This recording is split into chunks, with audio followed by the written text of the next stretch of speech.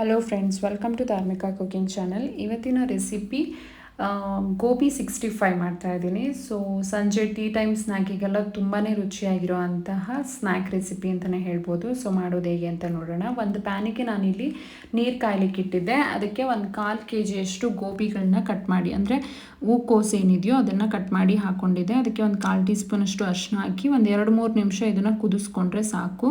Just ಏನಾದರೂ in case ಹುಳ ಇತ್ತು ಅಂತಂದರೆ ಅದೆಲ್ಲ ಹೋಗುತ್ತೆ. ಹಾಗಾಗಿ ಸೊ ಈ ಥರ ಬೇಯಿಸ್ಕೊಂಡು ಅದನ್ನು ತೆಗೆದಿಟ್ಕೋಬೇಕು ಸಪ್ರೇಟು.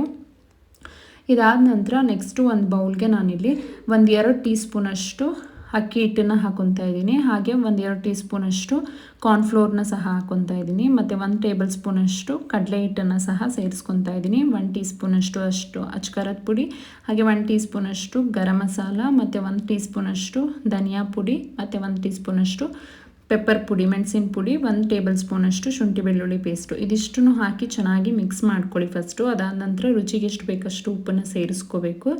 ನಂತರ ಇದಕ್ಕೆ ಒಂದು ಸ್ವಲ್ಪ ನೀರನ್ನ ಹಾಕಿ ಮಿಕ್ಸ್ ಮಾಡ್ಕೋಬೇಕಾಗತ್ತೆ. ತುಂಬ ತೆಳುವಾಗಿ ಮಾಡ್ಕೋಬೇಡಿ, ಒಂದು ಸ್ವಲ್ಪ ಗಟ್ಟಿ ಕನ್ಸಿಸ್ಟೆನ್ಸಿ ಇದ್ದರೆ ಸಾಕು.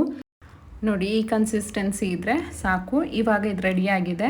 ಸೊ ಇವಾಗ ನಾವು ಸ್ವಲ್ಪ ಬೇಯಿಸಿಟ್ಕೊಂಡಿರೋ ಅಂಥ ಗೋಬಿ ಏನಿದೆ ಅದನ್ನು ಇದಕ್ಕೆ ಹಾಕಿ ಚೆನ್ನಾಗಿ ಮಿಕ್ಸ್ ಮಾಡ್ಕೊತಾ ಇದ್ದೀನಿ. ಚೆನ್ನಾಗಿ ಮಿಕ್ಸ್ ಮಾಡಿ ಇದನ್ನು ನೆನೆಲಿಕ್ಕೆ ಏನು ಬಿಡೋದೇನು ಬೇಡ, ಇಮಿಡಿಯೇಟ್ ನಾವು ಎಣ್ಣೆಗೆ ಹಾಕ್ಕೋಬೋದು. ಸೊ ಇದು ರೆಡಿಯಾಗಿದೆ. ಇವಾಗ ಎಣ್ಣೆ ಕಾಯ್ಲಿಕ್ಕೆ ಇಟ್ಕೊಂಡಿದ್ದೆ ನಾನು. ಆ ಎಣ್ಣೆ ಕಾದ ನಂತರ ಇದಕ್ಕೆ ಒಂದೊಂದೇ ಗೋಬಿಗಳನ್ನ ಹಾಕ್ಕೋಬೇಕಾಗತ್ತೆ. ಸೊ ಹಾಕಿ ಸೇಮ್ ನೀವು ಕಬಾಬ್ ಎಲ್ಲ ಹೇಗೆ ಬೇಯಿಸ್ಕೋತೀರೋ ಅಷ್ಟೊತ್ತು ಇದನ್ನು ಎರಡೂ ಸೈಡು ತಿರುವಾಕೊಂಡು ನೀಟಾಗಿ ಬೇಯಿಸ್ಕೋಬೇಕು. ಅದು ಸ್ವಲ್ಪ ಕ್ರಿಸ್ಪ್ ಆಗಬೇಕು, ಅಲ್ಲಿವರೆಗೂ ಬೇಯಿಸ್ಕೊಂಡ್ರೆ ರೆಡಿ ಆಗುತ್ತೆ.